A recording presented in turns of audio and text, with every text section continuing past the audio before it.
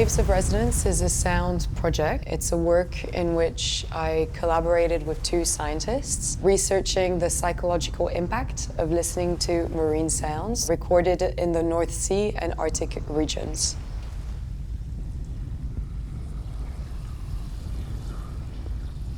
So essentially it's a sound piece that is 16 minutes long at the moment and currently shown as a surround sound installation in the crypt of La Chapelle Jeanne, which is an art center in the city of Thouars in France.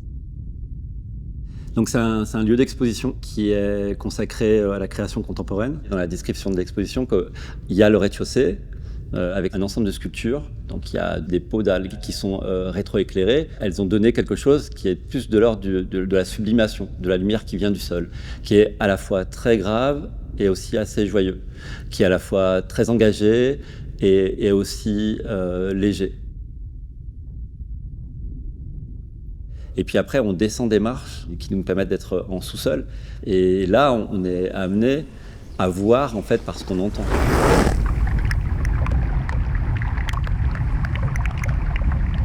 Puisqu'effectivement, on est quand même plongé dans la pénombre, que ces sons sont assez surprenants, pour ne pas dire assez déstabilisants. Un sentiment de confort, mais aussi d'inconfort, un sentiment d'être dans un espace presque utérien. Et effectivement, cette ambiguïté, elle est là, elle est renforcée par le fait que c'est quelque chose de très immersif.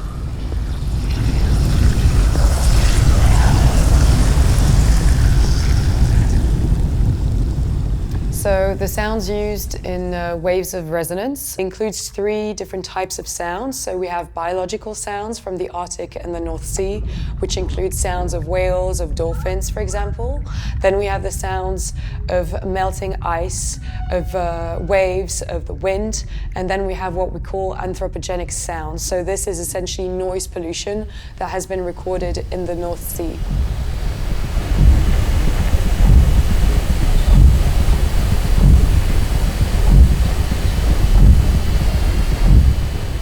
Waves of Resonance is a project developed in the context of the Embracing the Ocean residency, organized by the European Marine Board. So it was a pretty incredible opportunity to go aboard the Simon Stevin with the Elise acoustic team. I'd been recording underwater sounds for a while using, hydrophones like I did in the Arctic, but being aboard the ship and seeing them use, very scientific hydrophones like sound traps, and seeing how they are deploying and retrieving hydrophones from the North Sea and then how they are gathering the data was fascinating to me.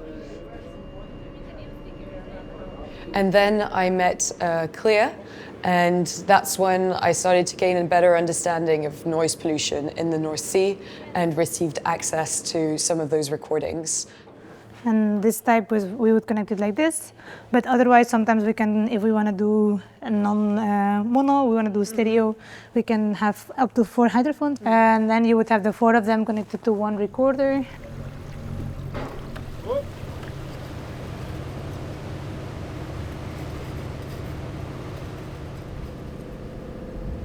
Noise pollution is indeed a big problem.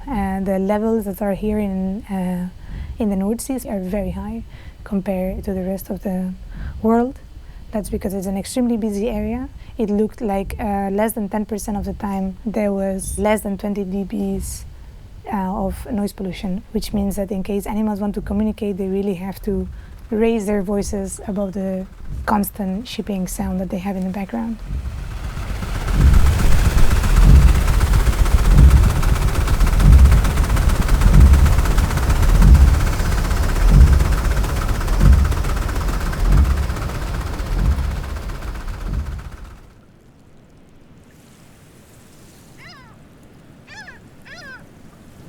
So with Waves of Resonance, I really wanted to gain a better understanding of the emotional but also psychological impacts of listening to marine sounds.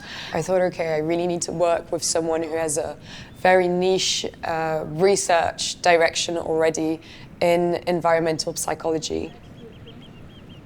My name is Severin. I'm currently a clinical psychologist. I also recently did a PhD in environmental psychology, and that was looking at the relationship between the ocean and our mental well-being. With Elise, we constructed a type of workshop where we recruited participants to join us for a session of 1 hour or 2 hours.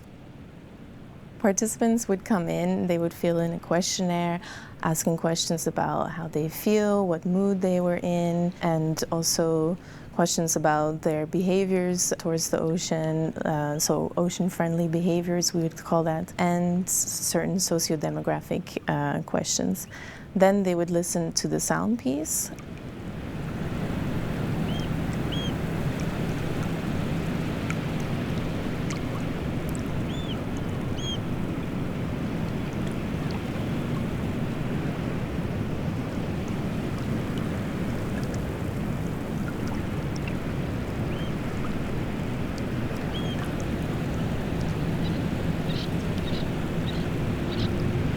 And right after the sound piece, they would fill in a second questionnaire with a bit the same questions about how they're feeling, what mood they're in, and also specifically what emotions they felt while listening to the sound piece. At the end of the workshop, we also gave them a list of local initiatives that they could take part in. And then 3 weeks later, we sent them an extra questionnaire and we asked them to what extent did they take part in these initiatives. And then that way we could see what impact the workshop had in terms of their behaviors and attitudes towards the ocean.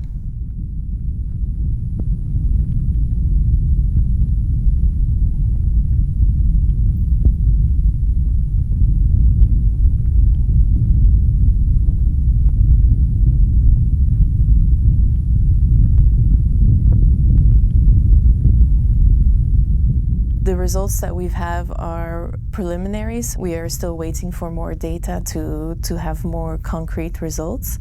But what we see so far is that participants, after listening to the sound piece, they have a reduction in terms of the negative feelings that they may have, and they have an increase in terms of feelings of calmness, relaxation, and peacefulness. And also their stress level reduced after listening to the sound piece.